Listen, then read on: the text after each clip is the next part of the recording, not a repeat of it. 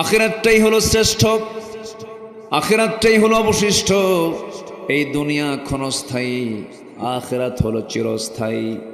দুনিয়া হলো ক্ষণকাল, আখিরাত হলো চিরকাল। চিরকাল জীবনের জন্য, চিরস্থায়ী জীবনের জন্য আমাকে আপনাকে ফিকির করতে হবে, চিন্তা করতে হবে। আল্লাহ তাআলা আমাদেরকে চিন্তাশীল বানিয়ে দিয়েছেন। আফালা তাকিলুন আফালা তুবসিরুন। এই জন্য চিন্তার মধ্য দিয়ে আমাকে আপনাকে চলতে হবে। আমি যে চিন্তা করব, সেই চিন্তা করব, কি চিন্তা করব তার বিধিবিধান আল্লাহ রাব্বুল আলামিন দিয়ে দিয়েছেন।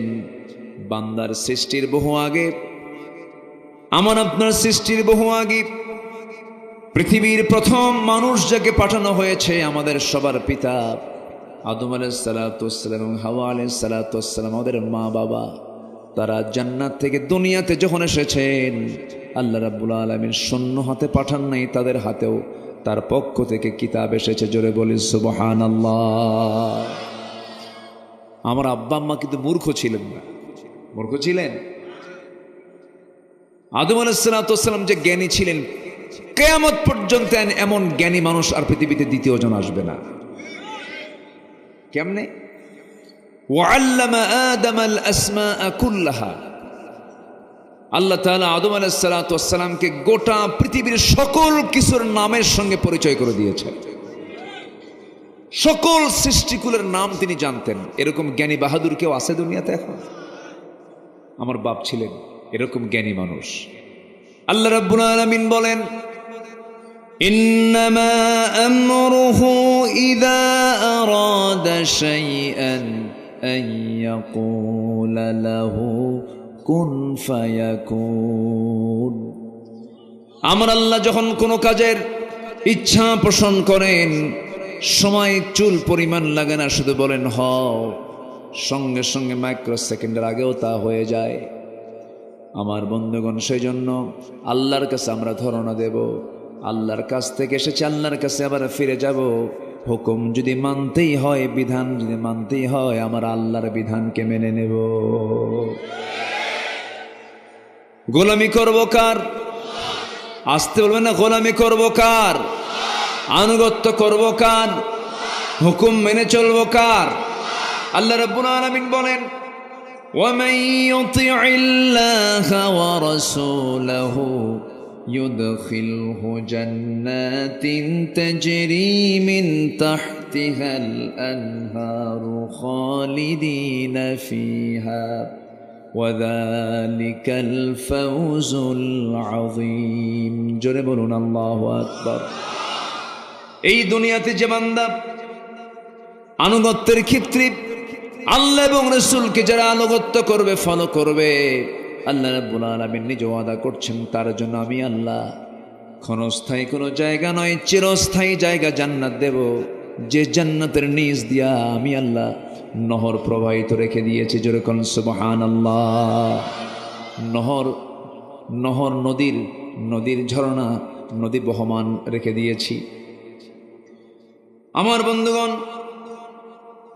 সেই জান্নাত পেতে হলে কারো আনুগত্য করা যাবে না, কারো ইত্তেবা করা যাবে না। আল্লাহ রাব্বুল আলামিন বান্দাকে বলছেন, বান্দায় এই দুনিয়াতে তোকে শুধুমাত্র কেবলমাত্র আমার গোলামের জন্য পাঠিয়ে দিয়েছে। এই জন্য আমরা নামাজের মধ্যে বলি, যারা পারেন ঠোঁট মিলিয়ে বলুন, ইয়্যাকা না'বুদু ওয়া ইয়্যাকা নাস্তাঈন ইহদিনাস সিরাতাল মুস্তাকিম সিরাতাল্লাযীনা আন'আমতা আলাইহিম গায়রিল মাগদুবি আলাইহিম ওয়ালাদ-দাল্লিন।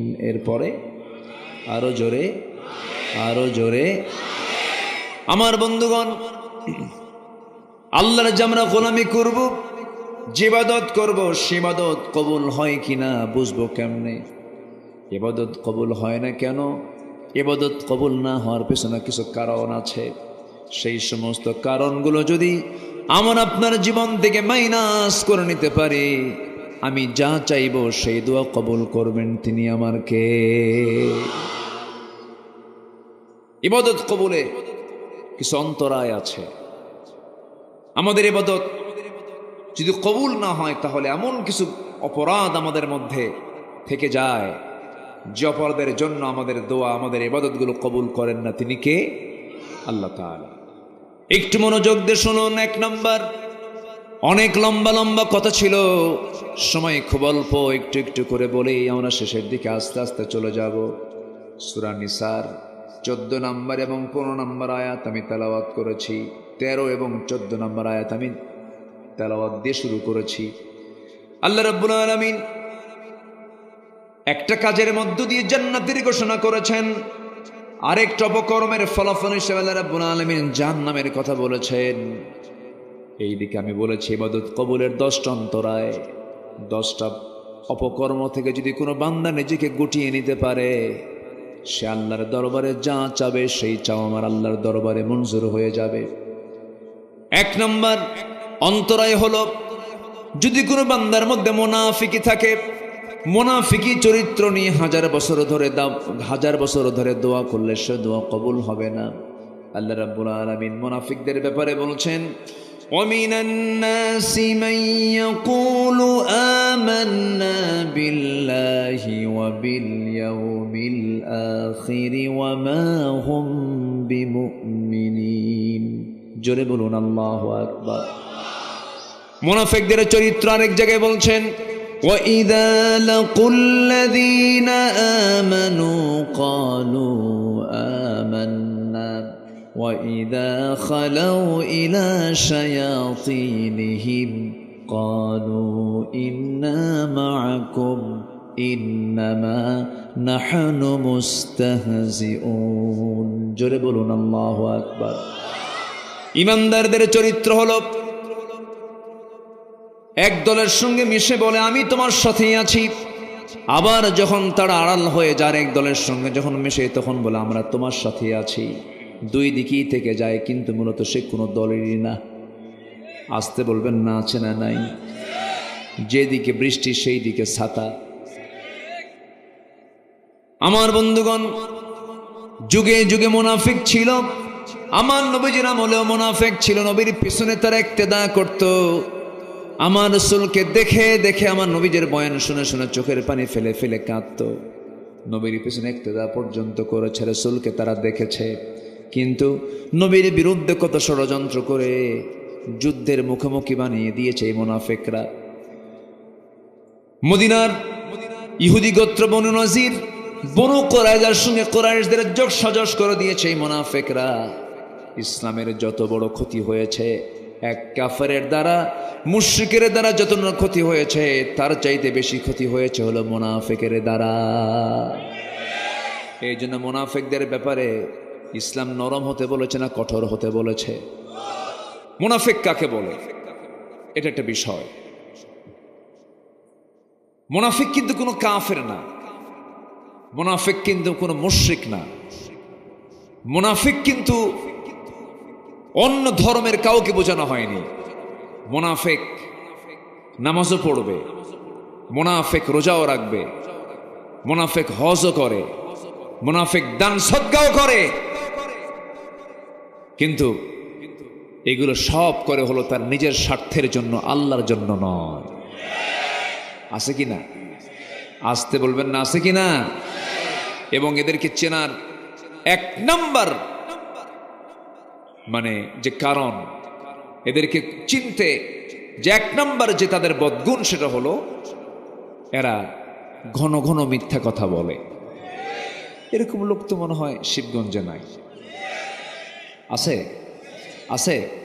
আছে। তাহলে মিথ্যা কথা বলে মানে, মিথ্যা কথা বলা মানে কি হলো? সে কোন জাত? বলেন বলেন বলেন, কোন জাতে গেল? মুনাফিক গ্রুপ এসে চলে গেল। এটা কি আমার কথা না আল্লাহর কথা? আল্লাহ রাব্বুল আলামিন বলেন, ইন্নাল মুনাফিকিনা লাকাযিবুন। মুনাফিকরাই মিথ্যুক হয়। ঈমানদার কখনো মিথ্যুক হতে পারে না। ঈমানদার কখনো ওয়াদা ভঙ্গকারী হতে পারে না। ঈমানদার কখনো আমানতের খেয়ানতকারী হতে পারে না। ঈমানদারদের চরিত্র কি কোরআনের বিভিন্ন জায়গায় এসেছে। মুত্তাকির চরিত্র, ঈমানদারদের চরিত্র কোরআনে আছে না নাই বলেন? কোরআন খুললি মুত্তাকির চরিত্র খুঁজে পাওয়া যায়। যারা পারেন ঠোঁট মিলিয়ে বলুন হুদাল্লিল মুত্তাকিন الذين يؤمنون بالغيب ويقيمون الصلاة ومما رزقناهم ينفقون والذين يؤمنون بما أنزل إليك وما أنزل من قبلك وبالآخرة هم يوقنون أولئك على هدى من ربهم وأولئك هم المفلحون জোরে বলুন আল্লাহু আকবার। মুত্তাকির গুণ হলো পাঁচটা, কয়টা বলেন? মুখস্থ করে যাবেন, কয়টা বলেন? নাম্বার 1 হলো যারা অদৃশ্যকে বিশ্বাস করে। অদৃশ্য মানে আল্লাহকে দেখি না কিন্তু আছে না নাই, এই বিশ্বাস আছে না নাই। ওয়ায়ুকিমুনাস সালাহ, যারা নামাজকে কায়েম করে। ওমিম্মা রাযাকনাহুম ইউনফিকুন, আমি যে রিজিক দিয়েছি সেই রিজিক থেকে আমার পথে যারা আমাকে খুশি করার জন্য দান করে, যারা কিতাবগুলোকে বিশ্বাস করে। এবং নাম্বার 5, যারা আখিরাতকে বিশ্বাস করে। এই 5টা গুণ আছে যার, সেই বান্দা বিফল না সফল। ওয়া উলাইকা হুমুল মুফলিহুন। মুমিন কারা? আল্লাহ রাব্বুল আলামিন মুমিনদেরকে চেনার জন্য সূরা মুমিনুন দিয়েছেন, মুনাফিককে চেনার জন্য সূরা মুনাফিকুন দিয়েছেন, কাফেরকে চেনার জন্য সূরা কাফিরুন দিয়েছেন। মুমিন কারা? 7টা গুণ আছে যার। মুত্তাকি কারা? 5টা গুণ আছে যার।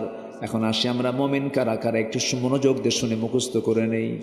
যারা পারেন ঠোঁট মিলিয়ে আমার সঙ্গে বলুন قد أفلح المؤمنون الذين هم في صلاتهم خاشعون والذين هم عن اللغو معرضون والذين هم للزكاة فاعلون والذين هم لفروجهم حافظون إلا على أزواجهم أو ما ملكت أيمانهم فإنهم غير ملومين فمن ابتغى وراء ذلك فأولئك هم العادون والذين هم لأماناتهم وعهدهم راعون والذين هم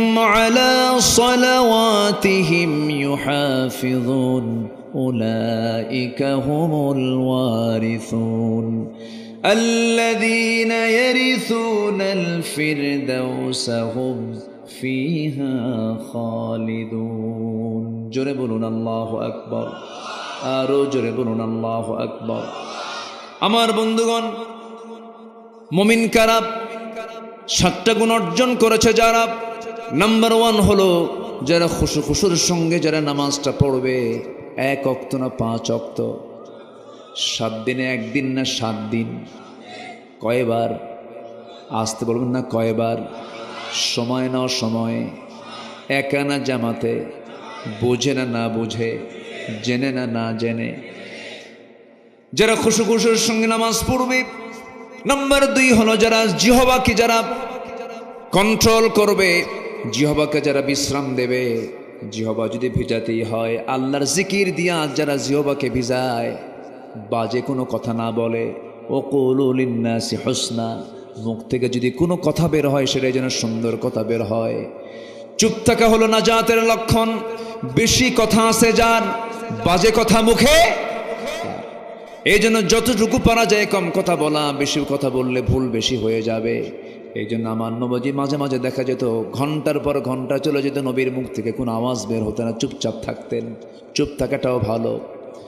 আমার বন্ধুগণ, নাম্বার 3 হলো যারা যাকাতটা ঠিক মতো আদায় করবে। নাম্বার 4 হলো যারা লজ্জাস্থানের যারা হেফাজত করবে। আমার রাসূল বলেছেন, মান আযমানু লি মা বাইনা লিহইয়াইহি ওয়া মা বাইনা রিজলাইহি আযমানা লাহুল জান্নাহ। যে ব্যক্তি লজ্জাস্থানকে হেফাজত করবে এবং জিহ্বাকে যারা হেফাজত করবে, আমি রাসূল তার জন্য বেহেশতের জামিন হয়ে যাব। কত গুরুত্বপূর্ণ কথা। আমরা এগুলোকে কন্ট্রোল করার চেষ্টা করব। যুবক রে, যৌবনটাকে নষ্ট করা যাবে না। তোমার যৌবন তোমার জন্য একমাত্র হালাল তোমার বৈধ স্ত্রীর জন্য, নচেত অন্য কোনো জায়গায় চোখ কান তোমার চিন্তা ফিকির অন্য কোথাও করলে তোমার জন্য জেনা হয়ে যাবে। চোখ দিয়ে দেখবা পরনারী কি, চোখের জেনা হবে। কান দিয়ে শুনবা অশ্লীল গান বাজনা, কানের জেনা হয়ে যাবে। এরপরে তুমি চিন্তা করবা বড় গুনাহগার হতে হবে তোমাকে। চিন্তা ফিকির করে চলো, সুচিন্তা মাথায় নিয়ে আসো। বিবাহপূর্ব কোনো সম্পর্কে জড়াবা না। বিবাহপূর্ব কোনো প্রেম হয় না, এটা ভুল কথা। বিবাহপূর্ব প্রেম হয় না, জেনা হয়। বিয়ের আগে প্রেম হয় না, বিয়ের পরে প্রেম হয়। বিয়ের পরেই তো প্রেম হয়, বিয়ের আগে কোনোদিন প্রেম হয় না।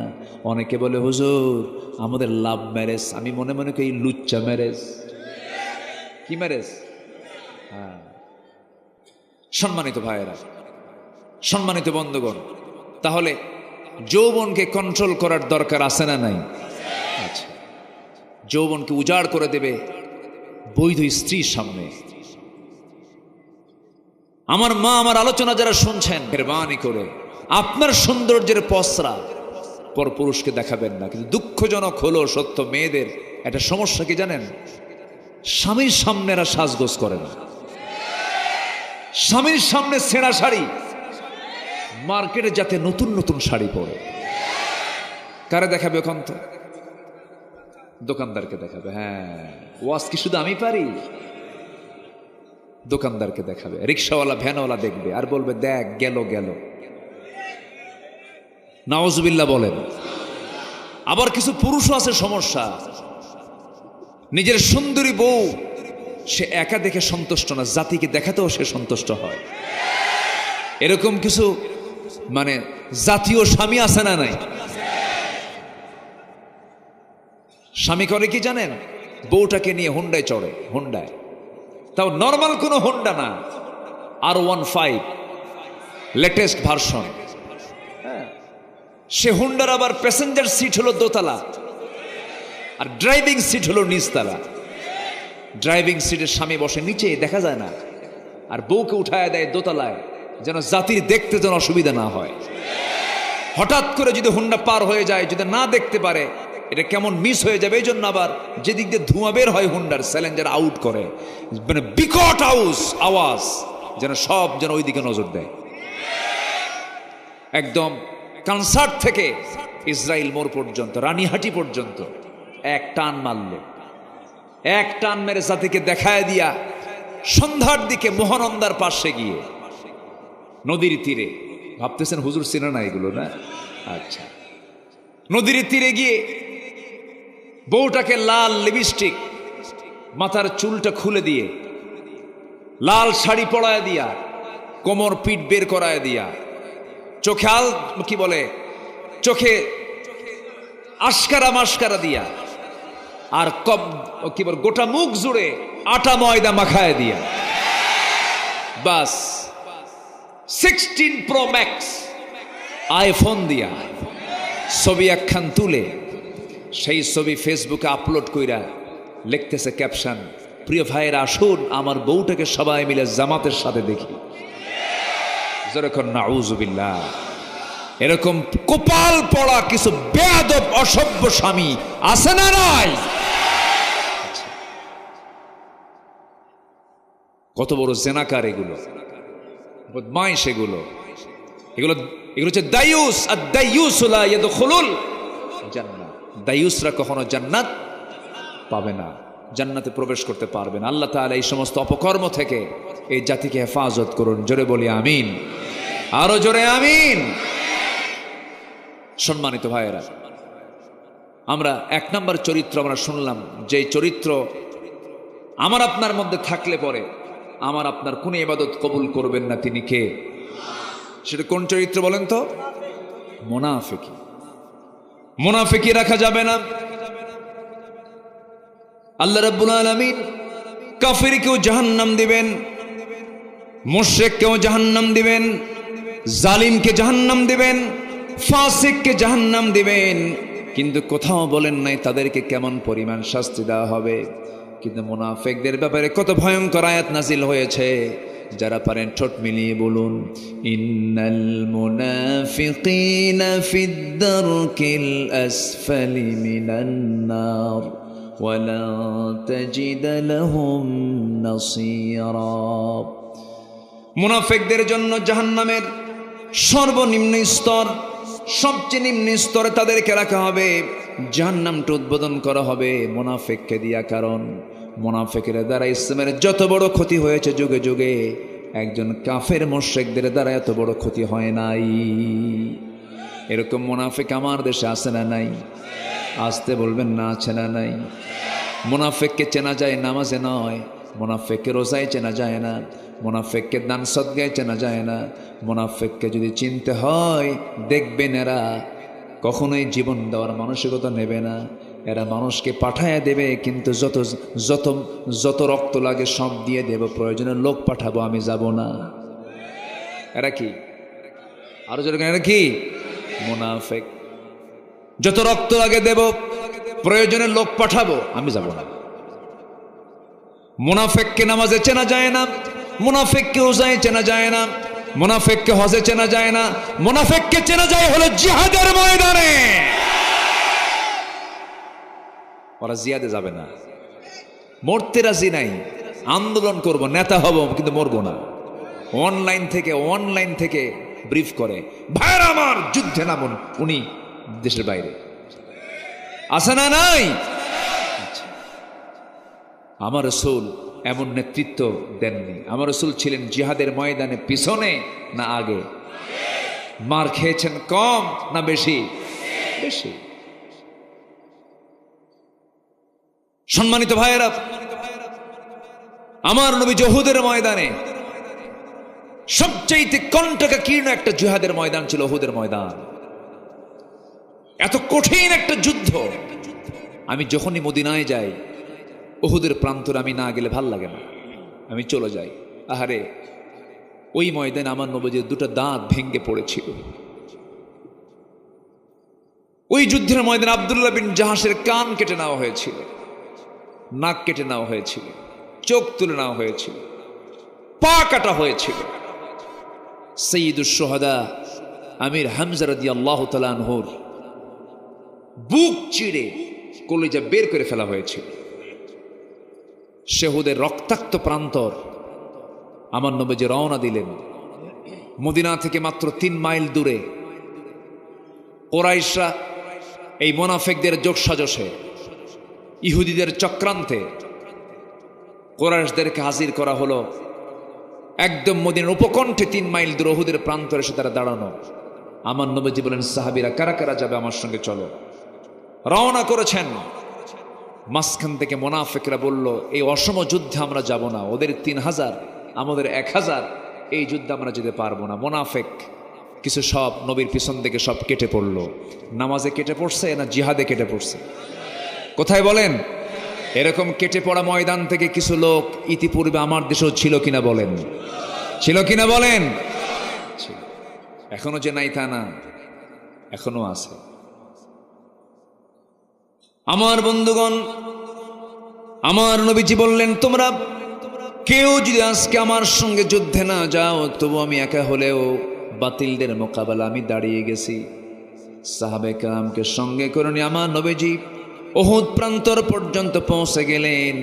প্রচণ্ড দ্বিপ্রহর, প্রচণ্ড রোদ চলছে। সাহাবে কেরামকে নিয়ে যখন যুদ্ধ শুরু হয়ে যাবে, মুসলমানদের প্রাথমিক বিজয় প্রায় হয়ে গেছে, যুদ্ধ শেষ হয়েছে মনে করে আমার নবীজি সাহাবে কেরামকে কিছু দায়িত্ব দিয়েছিলেন। এর মধ্যে বিশেষ দায়িত্ব হলো, একটা চিকন গিরিপথ ছিল, গলিপথ ছিল। 50 জন তীরন্দাজকে হাতের মধ্যে তীর ধনুক নিয়ে বললেন, তোমরা এই জায়গায় বসে থাকো, এই গলিটা পাহারা দিবা, এই চিকন রাস্তা তোমরা পাহারা দিবা, কোনো ক্রমেই যেন এই দিক দিয়ে শত্রুপক্ষ আক্রমণ না করতে পারে। আমার পরবর্তী নির্দেশ না আসা পর্যন্ত তোমরা এই জায়গা কখনো ত্যাগ করবা না। কিন্তু যুদ্ধ যখন থেমে গেছে, যুদ্ধ আর চলছে না, ওই 50 জন তীরন্দাজ মনে মনে ভেবেছেন, যুদ্ধ যেহেতু শেষ, এখানে থেকে আর লাভ কি? সেই জায়গা ত্যাগ করা মাত্রই সেই সময় অতর্কিত হামলা করে বসেছে কুরাইশরা। ওই দিক দিয়ে অতর্কিত হামলা করে তাদের মূল লক্ষ্য ছিল, সবার সঙ্গে আমাদের যুদ্ধ করার দরকার নাই, সবার বিরুদ্ধে আমাদের লড়াই করার দরকার নাই, তরবারি ধরার দরকার নেই, একজন ব্যক্তিকে শেষ করলে সব খতম হয়ে যাবে।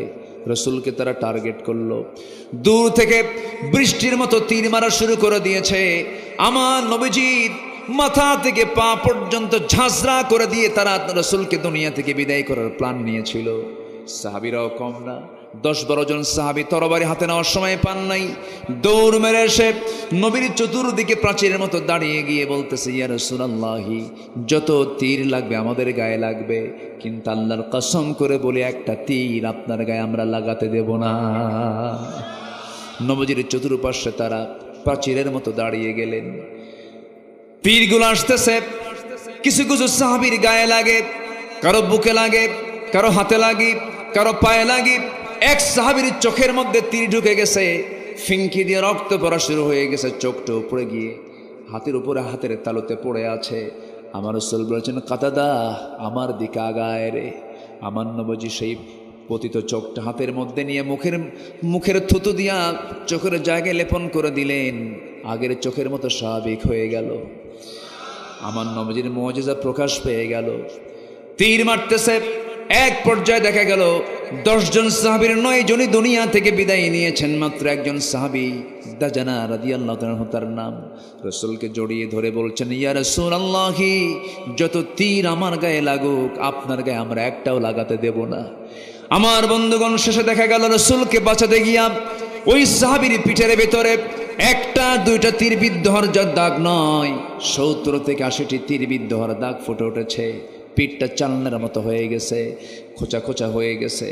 আমার নবীজি সম্পূর্ণ একাকী অবস্থায় পড়ে গেলেন। ইবনে কাইমিয়া নামে একজন কাফের হাতের মধ্যে পাথর নিল, নিকটবর্তী জায়গা থেকে নবীর মাথা বরাবর একটা পাথর মেরে দিয়েছে। মাথায় ছিল হেলমেট, হেলমেটের চিকন ফলা, ভিতর থেকে চিকন ফলা, চিকন লোহার ফলা কপালের মধ্যে গেঁথে গেল। আরেকটা আঘাত মেরেছে, দাঁত ভেঙে পড়ে গেল। আরেকটা আঘাত মেরেছে, শিরস্ত্রাণের চিকন লোহা নবীর গালের মধ্যে গেঁথে গেছে। একই মুখের ভিতরে 3টা আঘাত, কপালে, গালে, মুখে। আমার নবীজি মুখ থুবড়ে জমিনে পড়ে গেলেন, মুখে রক্তগুলো গড়ে গড়ে পড়ে বিশ্ব নবীর মুখ থেকে। আমার নবীজি মুখ থুবড়ে জমিনে পড়ে গেছেন, নবীর পাশে কেউ নাই। নবীর মুখে রক্ত দিয়ে জমিন রক্ত রঞ্জিত হয়ে গেছে, জুব্বাগুলো লাল হয়ে গেছে, নবীর পাশে কেউ নাই রে। চতুর্দিকে কাফেররা গুজব রটায় দিয়েছে, কতিলা মুহাম্মদ, রাসূল নিহত, মুহাম্মদ নিহত। পাগল সাহাবী ওমর ফারুক রাদিয়াল্লাহু তাআলা খুব পাগলের মতো ছোটাছুটি করছেন আর বলছেন, যে দুনিয়াতে রাসূল বেঁচে নাই সেই দুনিয়াতে আমারও বাঁচার দরকার নাই। তরবারে দিয়ে আবার যুদ্ধ শুরু করে দিয়েছেন। সাইয়েদনা আলী রাদিয়াল্লাহু বিচক্ষণ সাহাবী ছিলেন, মনে মনে চিন্তা করছেন, না না, রাসূল মারা যেতে পারেন না। এই চিন্তা মাথায় নিয়ে তন্ন তন্ন করে ওদের প্রান্তর খুঁজতেছেন। খুঁজতে গিয়ে দেখেন আমার নবীজি মুখ থুবড়ে জমিনে পড়ে আছেন, চেহারাগুলো বিকৃত হয়ে গেছে, চেনা যাচ্ছে না, রক্তে লাল হয়ে গেছে, দাড়িগুলো লাল হয়ে গেছে। আমার নবীজিকে দেখি সাইয়েদনা আলী বলছেন, ইয়া রাসূলুল্লাহ, ওই মক্কার কুরাইশ আপনাকে এত কষ্ট দিল, আপনি তাদের জন্য লানত করুন।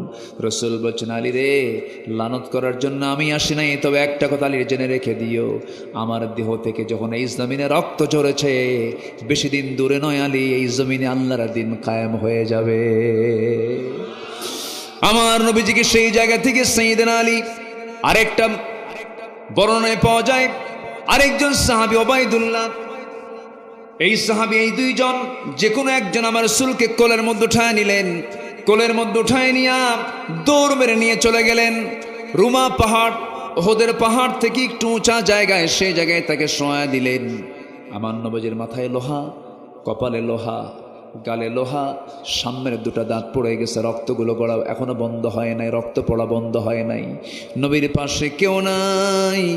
একজন সাহাবী নবীর পাশে বসে ডুকরে ডুকরে কাঁদতেছেন, তার নাম হচ্ছে ওবাইদ ইবনুল জাররাহ রাদিয়াল্লাহু তাআলা আনহু। নবীজির মাথায় বিদ্ধ হওয়া লোহাটা হাতের মধ্যে নিয়ে টান মারেন, কিন্তু খোলে না। আমার নবীজি শব্দ চিৎকার করছেন, তিনি চিন্তা করছেন লোহাটা কেমন করে বের করে, আসতে বের করলে নবীজি কষ্ট পাবেন, কেমন করে বের করে চিন্তা করতে করতে হঠাৎ করে তার দাঁতটা লোহার সঙ্গে লাগায় দিয়েছেন। আস্তে টান মারলে দাঁত ক্ষতি হতো না। কিন্তু দাঁতের দিকে না তাকায় এমন একটা জোরে টান মারলেন, চট করে তার সামনের দুটো দাঁত ভেঙে পড়ে গেল, লোহাটা বের হয়ে আসলো। রাসূল বলছেন, ওবায়দা রে, তোমার দাঁত তো তুমি নষ্ট করে ফেললে, কি দরকার ছিল, আস্তে টান মারলেও তো খুলে আসতো। ওবায়দা বলছেন, হুজুর দাঁত কেন, কলিজা ছিঁড়ে দেব, আপনার জন্য আমার কোনো কষ্ট হবে না। আমার নবীজির বিদ্ধ হওয়া লোহা গালের মধ্যে ঢুকেছে, গালের সেই লোহাটা যখন টান মারলেন, শিরস্ত্রাণের লোহা টান মারার সঙ্গে সঙ্গে ফিঙ্কি দিয়ে রক্ত পড়তেছে, রক্তগুলো জমিনে ফেলতে দিচ্ছেন না ওবায়দা, হাতের অঞ্জলি বলে রক্তগুলো রাসূলকে না দেখায়া দেখায়া আড়াল করে করে চুষে চুষে পান করছিলেন। রাসূল বলছেন, ওবায়দা রে, না বলে বলে কি পান করো হুজুর, আপনার রক্ত জমিনে কোথায় ফেলবো, খাচ্ছি। রাসূল বলছেন, যে দেহে আমার রক্ত প্রবাহিত, সেই দেহটা কোনোদিন আল্লাহর জাহান্নামে যেতে পারে না। আমার নবীজি হাইয়ান মাজরুহান, বেঁচে থাকলেন কিন্তু জখম অবস্থায়, কপালে ব্যান্ডেজ লাগাইয়া দিয়েছেন, রক্তগুলো গড়া এখনো বন্ধ হয় নাই, নবীজির সামনের দুটো দাঁত ভেঙে পড়ে আছে। আমার নবীজি উহুদের দাঁত হারিয়েছেন দিন কায়েমের জন্য। খন্দকের প্রান্তরে কোদাল মারতে মারতে পরীক্ষা খনন করতে করতে কোমরটা কুঁজো হয়ে গেছে।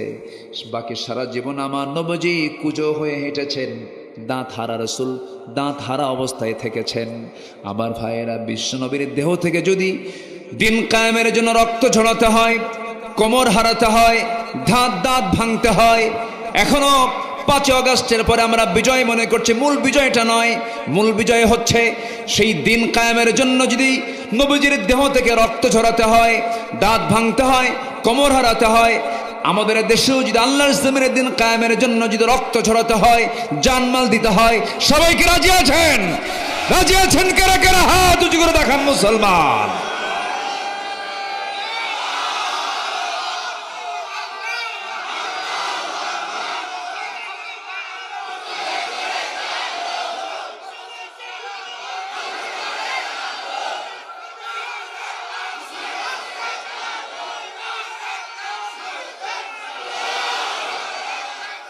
আল্লাহ কবুল করুন, জোরে বলে আমিন, আরো জোরে আমিন।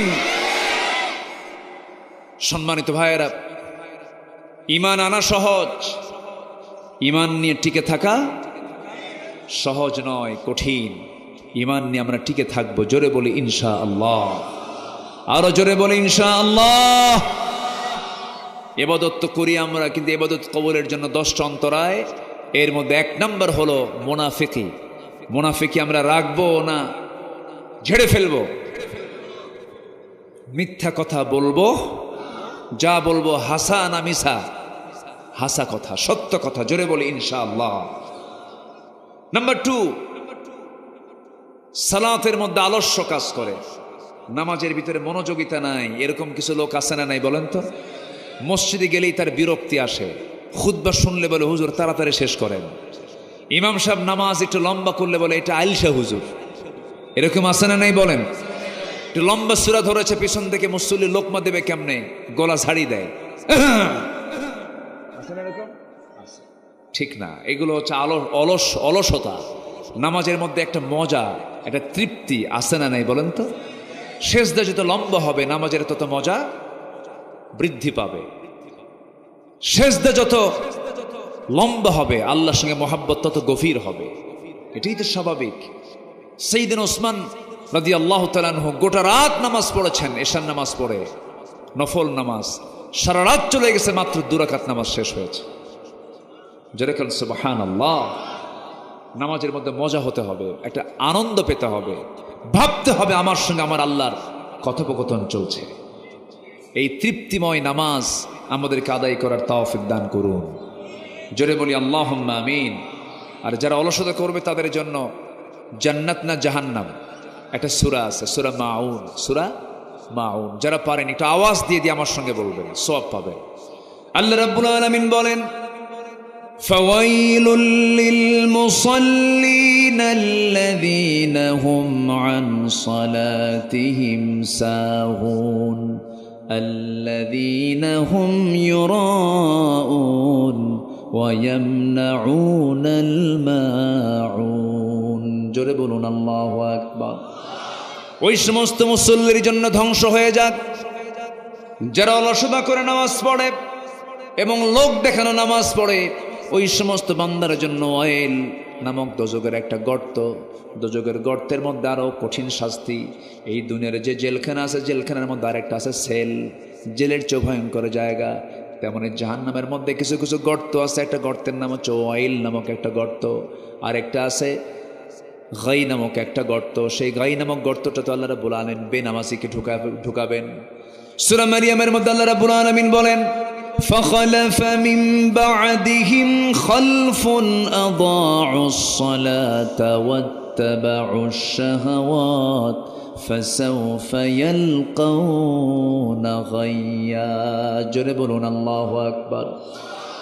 যে সমস্ত বান্দারা দুনিয়ার জিন্দেগিতে নামাজকে নষ্ট করেছে এবং যারা খলফুন আদাউস সালাত তাবাউস শাহওয়াত, যারা নফসের দাসত্ব করেছে, এই দুইটা দুশ্চরিত্রের কারণে, দুইটা খারাপ আচরণের কারণে আল্লাহ রাব্বুল আলামিন তাদেরকে শুধু জাহান্নাম দেবেন না, জাহান্নামের গর্ত গাই নামক গর্তের মধ্যে তাদেরকে ঢুকায় মারবেন। সেই গর্তের মধ্যে ঢুকতে চাই নাকি আমরা? সেই জাহান্নামে যেতে চাই নাকি আমরা? নামাজ পড়ব কয় ওয়াক্ত? আসতে বলবেন না, কয় ওয়াক্ত নামাজ? আমার বন্ধুগণ, বুকটা ফেটে যায়, দুঃখে বুকটা ফেটে যায়।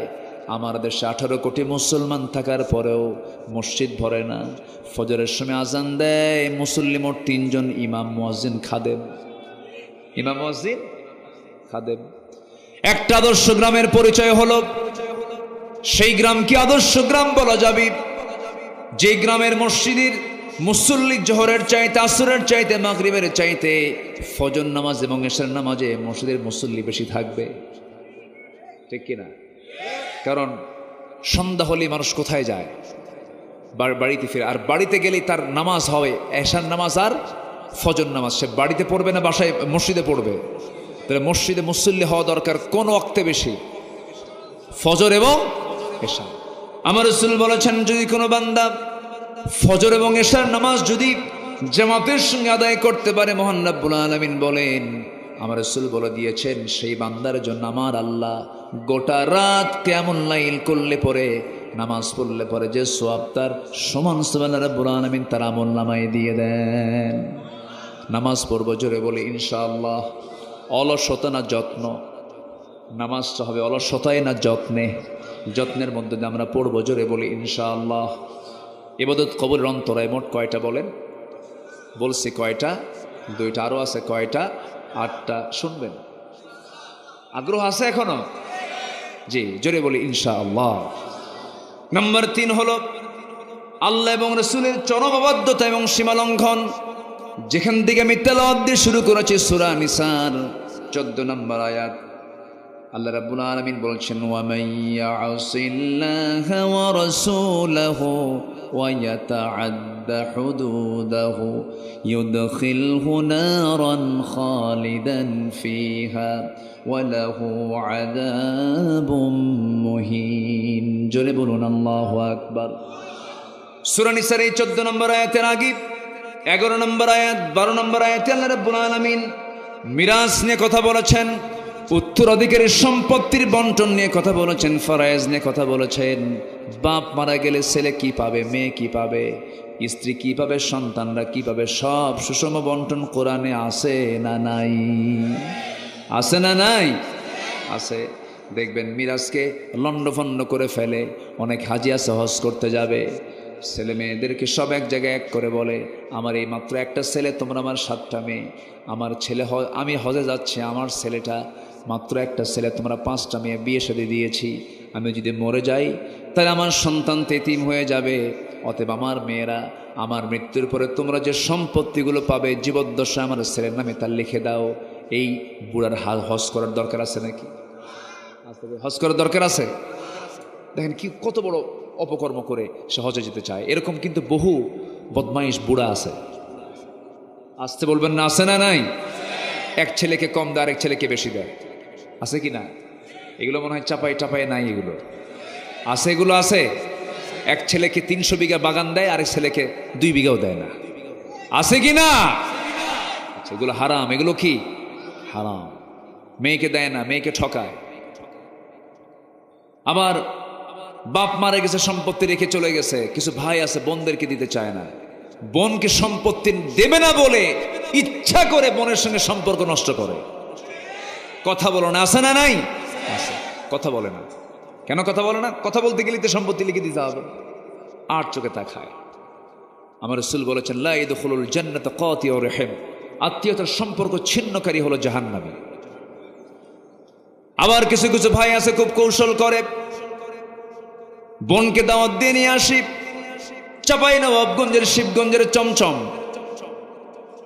নাটোরের কাঁচাগোল্লা, বগুড়ার দই, যশোরের খই, টাঙ্গাইলের চমচম, কুমিল্লার রসমালাই, দুনিয়ার সব মিষ্টি এক জায়গায় করে বোনকে পাশে বসায় খাওয়া দিয়া, পাম্পটে দিয়া বোনকে বসায় দিয়া, আবার সুন্দর করে ওয়াজ করে, বোন রাগ করো না, একটা কথা বলি কি, অংশ নিলে কিন্তু ধ্বংস হয়। কত বড় শয়তান এটা! আছে কিনা বলেন, আছে কিনা? এগুলো করা যাবে না, এগুলো সীমা লঙ্ঘন করা। এই সীমা লঙ্ঘন যারা করবে, আল্লাহ এবং রাসূলের চরম অবাধ্যতা যারা করবে, তাদের জন্য স্থায়ী জাহান্নামের বরাদ্দ দেওয়া হয়েছে। আল্লাহ পাক সেই বরাদ্দ দিয়ে দিয়েছেন। সীমা লঙ্ঘন তোমরা করতে যাবে না। আমার আইনের বিপরীত কোনো কাজ করলে তোমার সীমা লঙ্ঘন করে ফেলবে। তিলকা হুদুদুল্লাহ, আমার সীমাকে তোমরা লঙ্ঘন করতে পারবে না। নম্বরে 4 হলো আল্লাহর সঙ্গে যারা শিরিক করবে। কি করবে? 21শে ফেব্রুয়ারি আছে না নাই বলেন? জুতা পায় না খালি পায়? হ্যাঁ, এই ওঠে কে? বসেন, এই বসেন, বসুন। কষ্ট পাচ্ছেন আপনারা? কষ্ট পাচ্ছেন? বসুন। কত রাত কেটে যায় কত কাজে। রাত 3টার দিকে, গতবার আগের বার বিশ্বকাপ খেলা, রাত 3টার দিকে আমাকে হঠাৎ করে একজন ফোন দিছে। আমি চিটাগাং থেকে মাহফিল করে ঢাকায় ফিরতেছিলাম গাড়িতে। ফোন দিয়ে বলে, হুজুর আমি আপনার খুব ভক্ত, আপনার ওয়াজ শুনি। তো এত রাতে ফোন দিয়েছেন কেন? হুজুর আমি ওযু করে তাহাজ্জুদ পড়লাম, কিছুক্ষণ পর খেলা শুরু হবে, এটা দোয়া করেন আমার দলটা যেন জিতে। দেখছেন, সে তাহাজ্জুদ পড়ছে, ওযু বানাইছে, আর শেষ রাতে উঠে কি দেখবে? খেলা দেখবে। জাতি যে কত প্রকারের আছে। আমরা একটু বসি, 10টা পয়েন্ট আমরা শেষ করব, ঠিক আছে না? এই ময়দান আমার অত্যন্ত পুরাতন ময়দান। আজ থেকে 11 বছর আগে এই মাহফিল আমি এসেছিলাম। আমার সুরতের তেমন চেঞ্জ নাই। আমাকে যারা শোনেন, আমার এই মাহফিল অঙ্গনে প্রায় 26 বছর আমার চলছে। 26 বছর। তো 11 বছরের 13 বছর আগে আপনারা যা আমাকে দেখছেন এখনো তাই আছে। গায়ে এই কয়েকশোটা গোস্ত আছে। এই আলহামদুলিল্লাহ। না, আল্লাহ যেন সুস্থ রাখেন, আল্লাহ যেন কবুল করেন। জোরে বলি আল্লাহুম্মা আমিন। গোটা দুনিয়া আপনার নামে দলিল হলো, কিন্তু ক্যান্সার, লাভ আছে? লাভ নেই। আল্লাহ সবাইকে সুস্থ রাখো। সম্পত্তি দিয়ে কি করবেনটা কি? সম্পত্তির পাহাড় বানিয়েছিল সালমান এফ রহমান। হ্যাঁ, কত টাকা তার, হলমার্ক সহ, শেয়ার বাজার সহ ডাকাতি করেছে। কি করেছে? কি করেছে? ডাকাতি করেছে, টাকা পাচার করেছে, বাঁচার জন্য চেষ্টাও করলো। টাকা দিয়ে নাকি সব হয়, কই সব হলো? চললো নৌকায়। সে নৌকা এমন নৌকা, নৌকার ভিড়ল না। কোস্টগার্ডের সামনে ধরা খেয়ে গেল তার বন্ধু। আইনমন্ত্রীকে ধরা ফেলা মাত্র আইনমন্ত্রীকে নিয়ে যাচ্ছে, চুপ করে বসে আছে দরবেশ। চেনে না, কারণ চেনার কায়দাও নাই। তো বোঝেন নাই? মাথার চুলটা কলা বানাইছে, উপায় নাই, লুঙ্গি পরছে এবং একটা টি শার্ট পরেছে অথবা একটা গেঞ্জি পরেছে।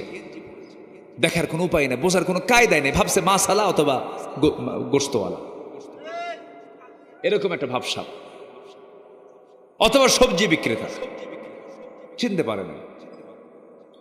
নিয়ে যাচ্ছে আইনমন্ত্রীকে। বারবার আইনমন্ত্রী বলে, আপনি আমার একা নিয়ে যান কেন? আসামিকে আরেকজন চোখে পড়ে না? কই কই যে চিনি না তো, ভালো করে দেখো।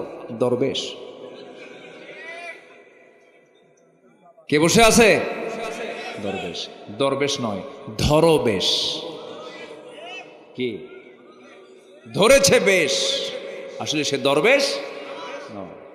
যুবকরা আতি পাতি নোংরা গাঁজা খায়, বিড়ি খায়, চাঁদাবাজি করে, সন্ত্রাসী করে যে দলের লোকেরা, আসলে পরই ফুটবল মারবো, ফুটবল। রাজি আছো সবাই? এগুলোর দিন শেষ। ঘুরে দাঁড়াও, তুমি একজন একা বাংলাদেশ। কোন সন্ত্রাসী চাঁদাবাজির কোন স্থান এই জমিনে হবে না। তোমাদের রক্ত ঝরেছে, তোমার ভাই মুগ্ধ পানি লাগবে পানি লাগবে বলে বলে শাহাদত বরণ করেছে। আবু সাইদ মেধাবী ছাত্র দুহাত উঁচু করে বুক পাতিয়ে দিয়ে এই দেশের মানুষকে জুলুম থেকে মুক্ত হওয়ার আন্দোলনে শহীদ হয়েছে। আবার কিছু মুফতি বের হয়েছে, এরা কি আসলেই শহীদ? তুই কি? হ্যাঁ, জীবন দেওয়া সস্তা? জীবন দেওয়া কি সস্তা কাম? জীবন দেওয়া তো সস্তা না। জীবন দিতে হলে হিম্মত লাগে, ঈমান লাগে, ঠিক কিনা বলেন? ঈমান লাগে। আমার রাসূল বলেছেন, যদি কোনো বান্দা আগুনে পুড়ে মারা যায় শহীদ, পানিতে ডুবে মারা যায় শহীদ, বিদ্যুৎ স্পৃষ্ট হয়ে মারা গেছে শহীদ, শুক্রবারে মারা গেছে শহীদ। আর একটা জাতিকে একটা ঈমানদার বাঁচানোর জন্য অন্যের প্রতিবাদ করতে গেছে, তাকে গুলি করেছে। প্রশ্ন কোথায়? সে কি আসলেই শহীদ? তুই মুনাফিক। কথা ক্লিয়ার? কথা ক্লিয়ার? শহীদের অন্যতম শর্ত হলো সেই লোকটাকে ঈমানদার হতে হবে। কি হতে হবে? আমার দেশে যদি হিন্দু শহীদ হয়, শহীদ আনন্দ কুমার মহন্ত, এক জায়গায় লেখা দেখি, লেখা আছে শহীদ আনন্দ কুমার মহন্ত, হিন্দু শহীদ হয়। হিন্দুদের পরিভাষায় কিন্তু শহীদ কোন শব্দ আছে কোন? তাদের পরিভাষায় তো নাই, জোর করে বানায়। আমার দেশে কিছু উল্লুক ভাল্লুক আছে না নাই? আমার দেশে খতিবের পদ জোর করে আদায় করে। এক খতিব জোর করে আদায় করছিল। 5ই আগস্টের পর নিখোঁজ সংবাদ, খতিব নাই। কি নাই? নিখোঁজ সংবাদ কি নাই? খতিব নাই। মসজিদের খতিব উধাও নাই, নাই নাই নাই নাই নাই। 2 সপ্তাহ পর সাঙ্গ পাঙ্গনিকটা হাজির হয়েছিল। কি বলে? মেম্বারে উঠতেই পারে নাই, এমন জুতা মারা শুরু হয়েছে। বের হয়ে চলে গিয়ে সাংবাদিকদের সামনে ব্রিফ করতে নিয়ে বলতেছে, একটা জুতাও আমার গায়ে লাগে নাই। এই হচ্ছে এদের অবস্থা। লজ্জা শরম থাকলে কি এগুলো করে? যুগে যুগে মোনাফেক ছিল, এখনো টুপিওয়ালা কিছু মোনাফেক আছে। টুপিওয়ালা দাড়িওয়ালা কিছু মোনাফেক আছে না নাই? ওদের এলেমও আছে, কিন্তু এলেমটা কাজে লাগাই হলো বাতিলদের সঙ্গে। আছে কি না? আছে। এদেরকেও চিহ্নিত রাখা দরকার। বিগত 16 বছর যারা সবচেয়ে বেশি সুযোগ সুবিধা গ্রহণ করেছে, অবশ্যই তাদের মধ্যে ভেজাল আছে। মাত্র 5 আগস্টের মাত্র কয়েকদিন আগে এই দেশের এত শত দল থাকার পরেও একটা দলকে নিষিদ্ধ করেছে। শুধু কয়টা দল? আরো ইসলামী দল আছে না নাই? আরো ইসলামী দল আছে না নাই? কোন দলকে নিষিদ্ধ হয়েছিল? কয়টা দল নিষিদ্ধ হয়েছিল? ওরা ঠিকই হক চেনে। তুমি হক চিনো না, বাতিল কিন্তু ঠিকই হক চেনে। কোন ইসলামী দল তার কাছে মনে হয় না ইসলামী দল, এটাই দল ইসলামী, এটাই নিষিদ্ধ করতে হবে। এটা ইসলামী দল, গতানুগতিক ইসলামী দল নয়। ওরা কোন ইসলামী দলকে মিন করেনি, তারা ইসলামকে মিন করে ইসলামী দল নিষিদ্ধ করতে চেয়েছিল, ইসলামকে নিষিদ্ধ করতে চেয়েছিল। ইসলামকে নিষিদ্ধ করতে গিয়ে আল্লাহ তাদেরকে নিষিদ্ধ করে দিয়েছেন। কথা ক্লিয়ার? কথা ক্লিয়ার? আগুনে ফুঁ দিলে আগুন নিভে যায়, আগুনে ফুঁ দিলে আগুন দ্বিগুণ দ্বিগুণ জ্বলে ওঠে। ওরা ফুঁ দিয়েছিল নিভানোর জন্য, কিন্তু সেটা ফুঁ দিয়ে নিভে নাই, দ্বিগুণ দ্বিগুণ জ্বলে ওঠে, সব দিল্লি গিয়ে পড়ে গেছে।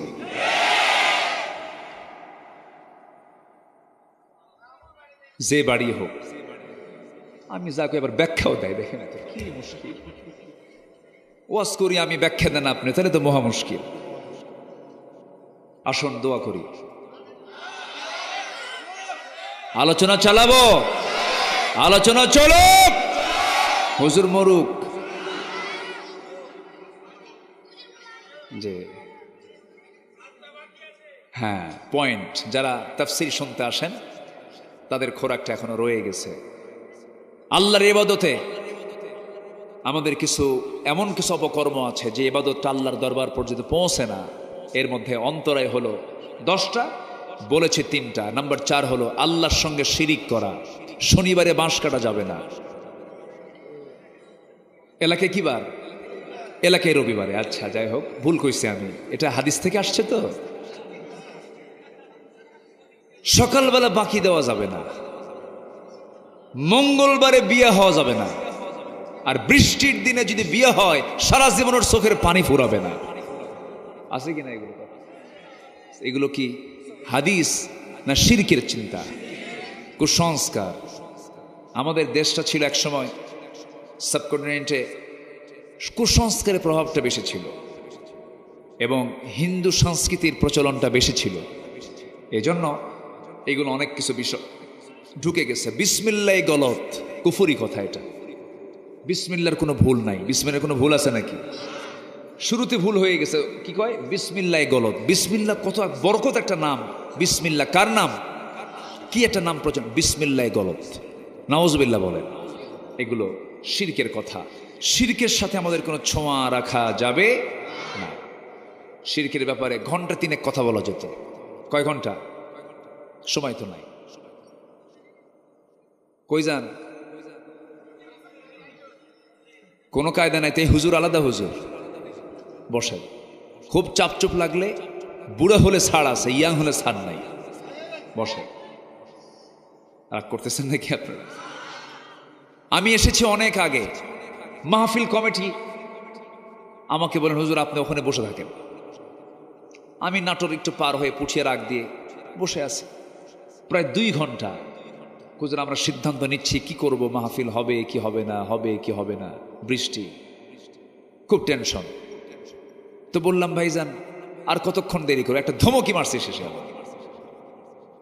আমি আসলাম এত দূর থেকে, মাহফিল হোক আর না হোক ক্ষুধা লাগছে তো, খাইতে হবে তো। এই কই, এক ধমকে চলে আসছে মাহফিলে। আয়সাকে খাইছি, ক্ষুধা লাগছে। যা হবে হবে, আগে খাওয়া এরপরে বৈঠক। কি ঠিক আছে না? আগে পেট ঠিক করতে হবে। খাইছি, এরপরে মাহফিলে আসছি না। কই আলহামদুলিল্লাহ, আল্লাহ মাহফিল শোনার সুযোগ করে দিয়েছেন। বৃষ্টি হয়েছে, রহমতও হয়েছে, মাহফিলও হয়েছে। বৃষ্টিও সফল, মাহফিলও সফল। আলহামদুলিল্লাহ। কন বৃষ্টি কখনো গজব হয়? বৃষ্টি কি বলেন? রহমত। অতিবৃষ্টি এটা গজব। কিন্তু আমরা কি অতিবৃষ্টি পাচ্ছি? বৃষ্টির দরকার আছে না নাই? আচ্ছা, আল্লাহ কবুল করুন। নাম্বার 5, কিছু কিছু লোক আছে সামনে খুব প্রশংসা করে, আড়াল হলেই জানো ওটা যে কি জিনিস। আসেন এরকম? আসে না? বলেন তো আসেন। সামনে কেউ আপনার মতো লোকই হয় না, একটু দূরে গেলেই জানেন লোকটা এত খারাপ। আছে কি না? এরকম লোক তো মানে শিবগঞ্জে খুঁজে পাওয়া যাবে না।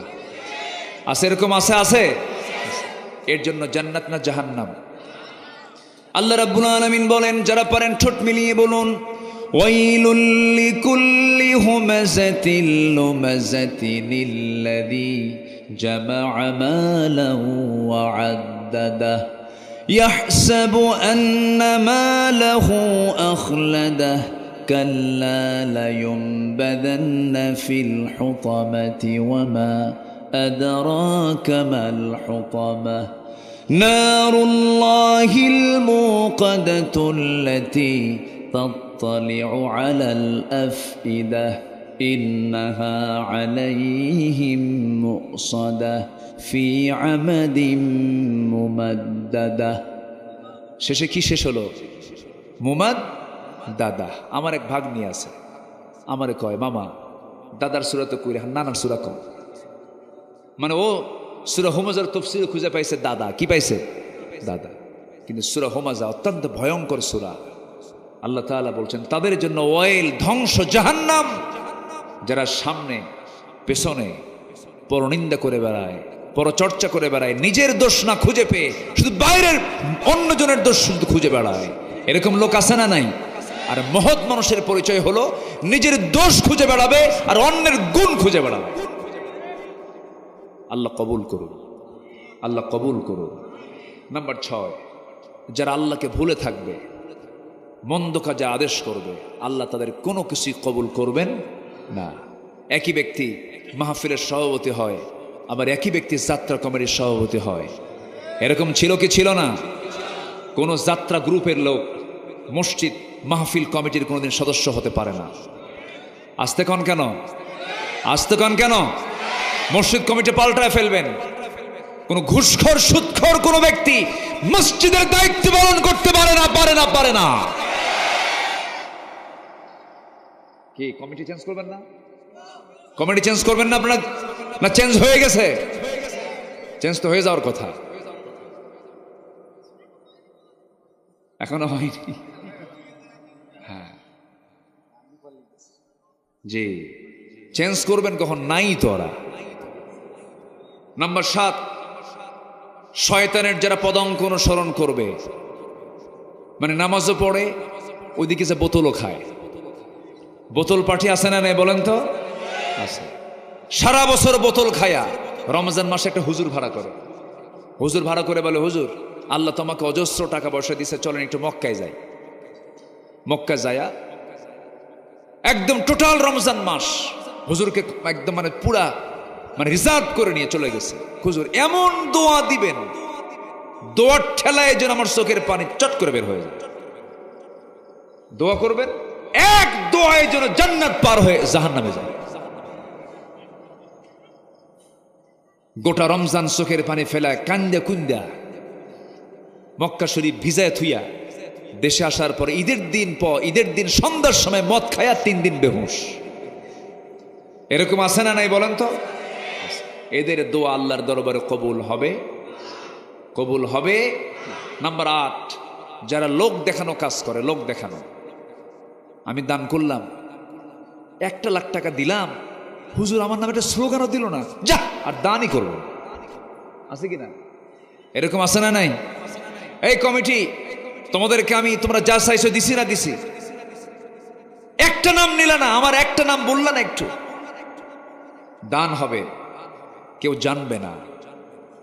মা তুনফিকু বিয়ামিনিহি, মানে আমার ডান হাত যা দিয়েছে বাম হাত দেখবে না, বাম হাত যা দিয়েছে ডান হাত টের পাবে না। এমন দানবীরকে আল্লাহ তাআলা আরশ আজিমের ছায়ায় জায়গা করে দিবেন।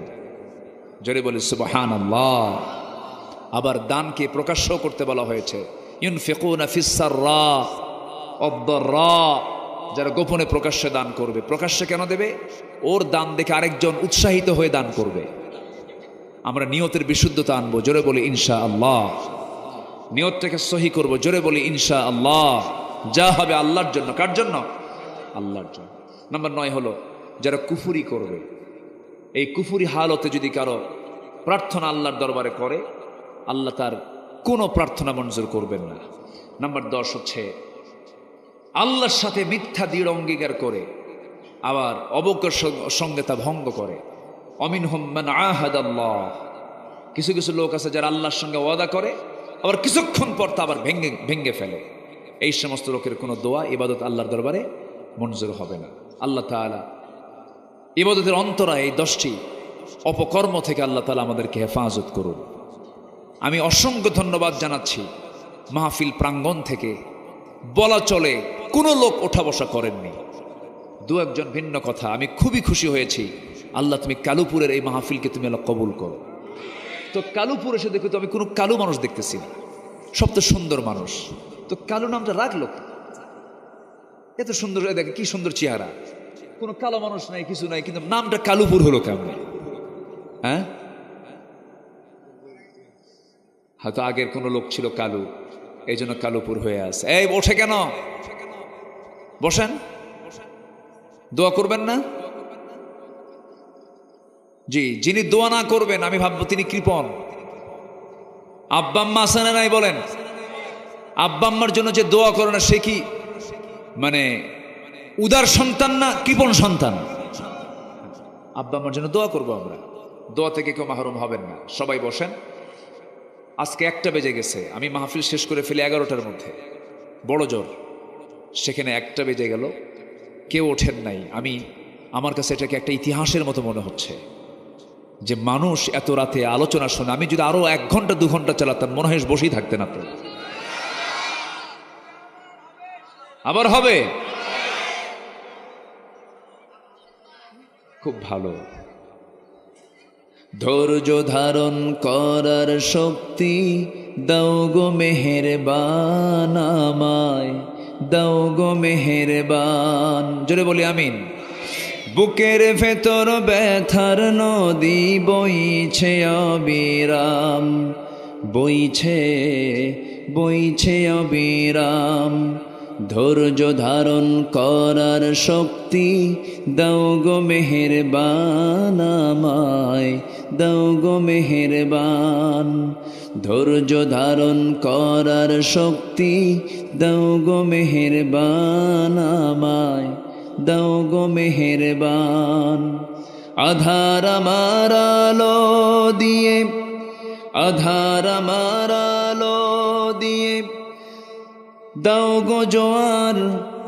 ভুলে গেছি আমি। কানায় কানায় দাও ভরিয়ে, আধার আমার আলো দিয়ে কানায় কানায় দাও ভরিয়ে। অন্তর জোড়ে দাও গো প্রভু ভোরের পাখির গান। বুকের ভেতর ব্যথার নদী বইছে অবিরাম, বইছে বইছে অবিরাম। বলি ধৈর্য ধারণ করার শক্তি দাও গো মেহেরবান আমায়, দাও গো মেহেরবান।